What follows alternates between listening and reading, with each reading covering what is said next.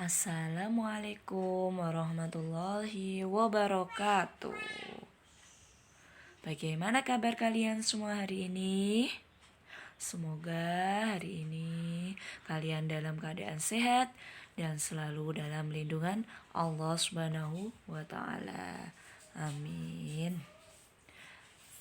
Hari ini bertemu lagi dengan Bu Muna dalam pelajaran pendidikan agama Islam kelas 6 pelajaran yang ketiga semester 2. Materi hari ini yang Bu Muna akan sampaikan yaitu tentang senangnya berakhlak terpuji. Sebelum pembelajaran kita mulai, sebaiknya marilah kita berdoa terlebih dahulu. Berdoa mulai. Bismillahirrahmanirrahim. Rabbi zidni ilma warzuqni fahma waj'alni minas sholihin. Amin. Materi tentang senangnya berakhlak terpuji.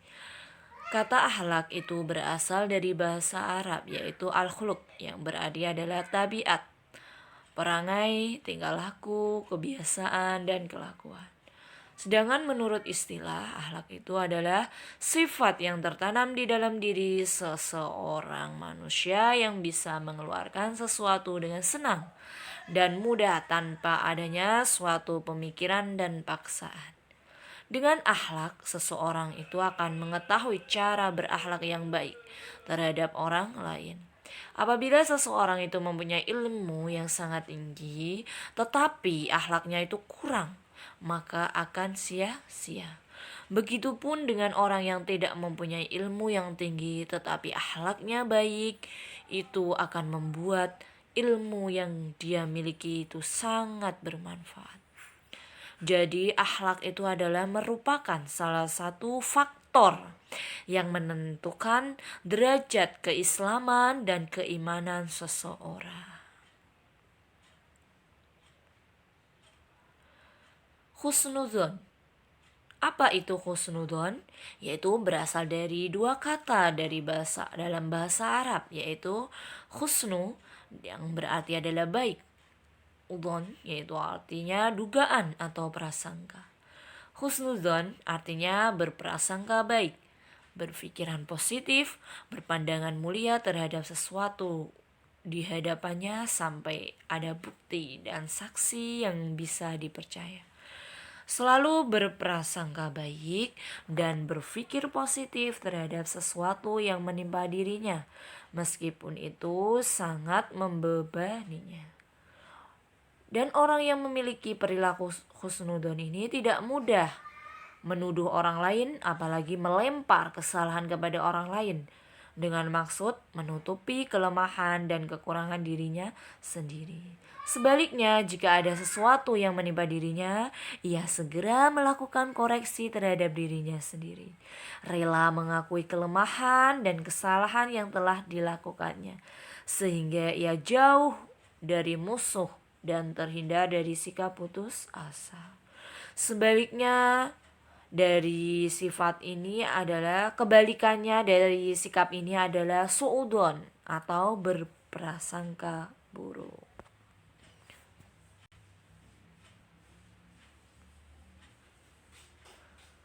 Selanjutnya adalah macam-macam husnudzon, yaitu ada 3. Yang pertama husnudzon kepada Allah.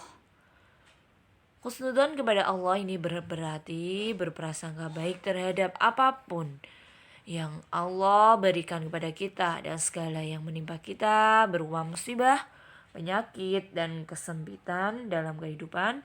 Semua nikmat yang kita terima harus disikapi dengan berprasangka yang baik, sehingga kita rela dan ikhlas menerima nikmatnya. Jika kita selalu husnudzon kepada Allah, niscaya kita akan selalu merasa bersyukur atas apa yang Allah berikan kepada kita. Kita yakin bahwa itu adalah yang terbaik bagi kita menurut Allah, dan sebagai peringatan atas kekurangan kita atau ujian yang akan menaikkan derajat kita di hadapan Allah. Berikutnya, husnudzon kepada Allah ini hukumnya wajib bagi seorang muslim. Di antaranya contoh kepada husnudzon kepada Allah itu adalah tidak berputus asa ketika menerima musibah, tidak berkeluh kesah terhadap sesuatu yang diberikan Allah kepadanya, bersikap optimis dalam menghadapi musibah dan tidak menyalahkan nasib hidupnya.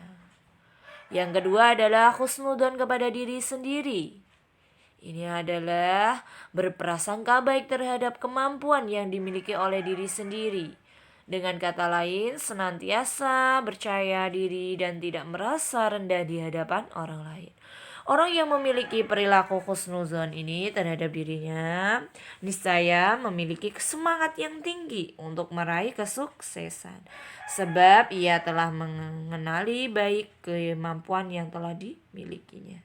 Dengan segala usaha, orang beriman harus yakin bahwa usahanya tersebut akan berhasil, walaupun kelihatannya mustahil. Jika kita pesimis dalam melakukan sesuatu, maka sudah pasti kita akan gagal mencapai cita-cita.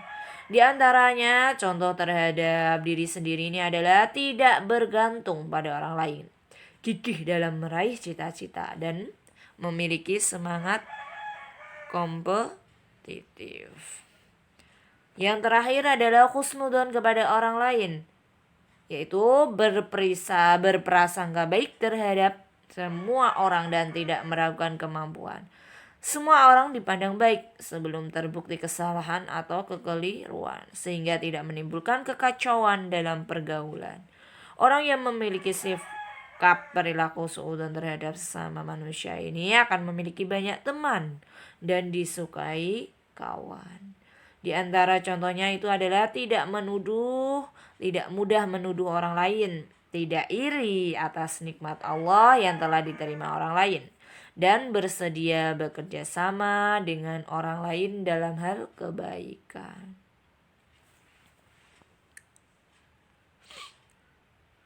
Manfaat husnudzon ini sendiri adalah dalam kehidupan sehari-hari selalu optimis terhadap apa yang dilakukan karena yakin bahwa Allah akan membantunya.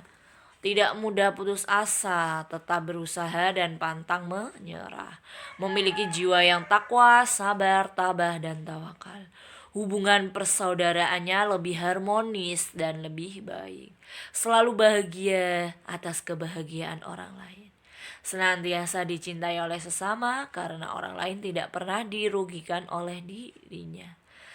Terhindar dari penyesalan dalam hubungan dengan sesama manusia. Yang terakhir, menjauhkan seseorang dari perbuatan keluh kesah, iri, dengki, memfitnah, mengadu domba, dendam, dan menggunjing.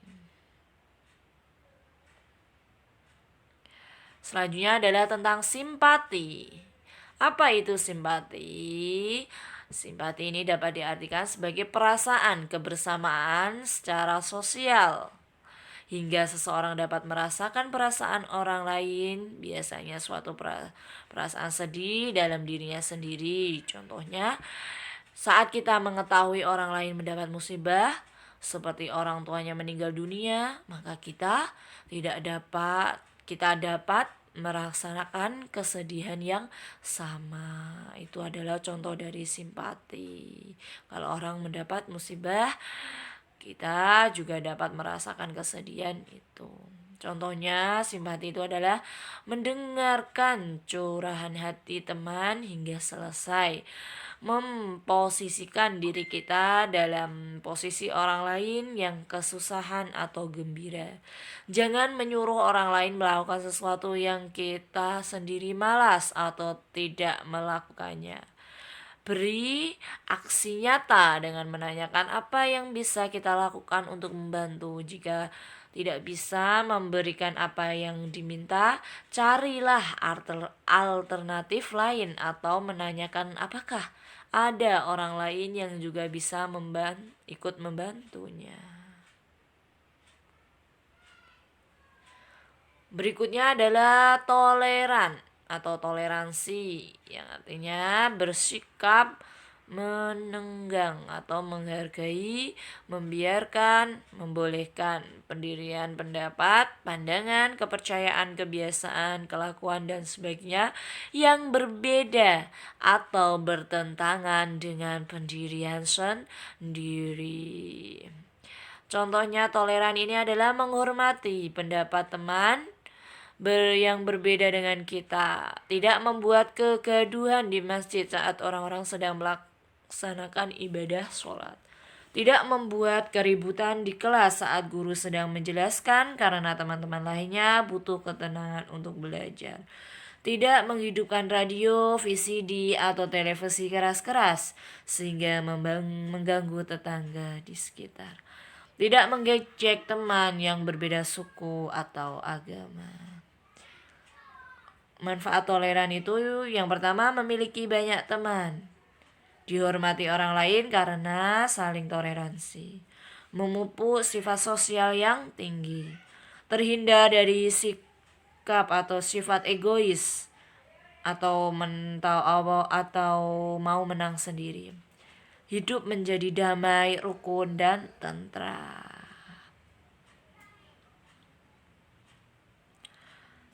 Selanjutnya, hidup rukun. Pengertian rukun, hidup rukun ini adalah saling menghormati dan menyayangi antara sesama manusia. Hidup rukun dilakukan di rumah, sekolah, dan masyarakat. Hidup rukun merupakan hidup yang saling menghargai, hormat menghormati, serta juga saling menyayangi di antara sesama manusia. Hal tersebut dapat ditunjukkan dengan perilaku manusia terhadap manusia yang lainnya. Kondisi dari kehidupan yang rukun tersebut akan menimbulkan rasa bahu-membahu, saling tolong-menolong, serta menjauhi perselisihan dan pertikaian antara sesama manusia. Kehidupan mereka yang dapat hidup rukun antara sesama juga akan terpenuhi kedamaian dan ketentraman. Nilai-nilai yang tercipta dalam hidup rukun antara lain adalah kebersamaan, persatuan dan kesatuan, kekuatan, toleransi yang tinggi, asah, asih, dan asuh. Contoh hidup rukun ini adalah hidup rukun di rumah, contohnya bermain dengan baik, belajar dengan kakak, makan bersama keluarga, membantu orang tua, meminjami adik mainan. Sedangkan contoh hidup rukun di sekolah adalah bermain dengan teman, piket bersama, berbagi kue dengan teman, belajar kelompok, dan tidak mengejek teman. Selanjutnya, hidup rukun di masyarakat. Contohnya, kerja bakti di kampung, mengikuti rapat RT, membantu tetangga yang terkena musibah, menjenguk tetangga yang sakit. Dan manfaat hidup rukun itu manfaatnya banyak sekali. Salah satunya adalah 1. Saling tolong menolong, memperluas pergaulan, menciptakan keharmonisan, menciptakan perdamaian, tercipta komunikasi yang baik, menghindari pertikaian atau konflik, menciptakan ketenangan hidup, menciptakan kemakmuran. Yang berikutnya yaitu tentang hormat kepada orang tua. Orang tua itu siapa? Ayo, ada yang tahu? Iya, orang tua itu adalah ayah, ibu, papa, mama, bapak, ibu, bunda, itu orang tua, mimi, pipi, papi, mami. Orang tua ini adalah yang mengasuh, membimbing, memberi makan, minum, dan kebutuhan yang lain, seperti mendidik dan menyekolahkan. Kita wajib berbakti kepada kedua orang tua. Hal ini sesuai perintah di dalam Al-Quran maupun dalam hadis. Dalam berinteraksi kepada orang tua, anak harus memperhatikan rambu-rambu etika yang dituntunkan oleh Allah dan Rasul-Nya. Berbakti kepada orang tua ini disebut juga dengan birrul walidain.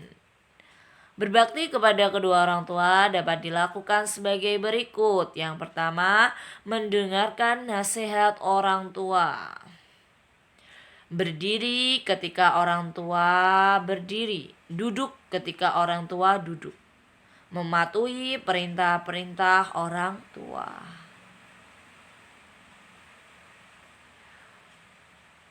Segera memenuhi panggilan orang tua, merendah kepada orang tua dengan penuh sayang dan tidak menyusahkan orang tua dengan pemaksaan.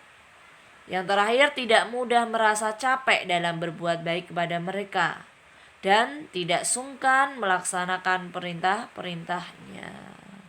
Itulah tadi yang harus kita patuhi terhadap orang tua kita, karena ini ada yang terakhir, yaitu tidak memandang orang tua dengan penuh rasa curiga dan tidak membangkang perintah orang tua.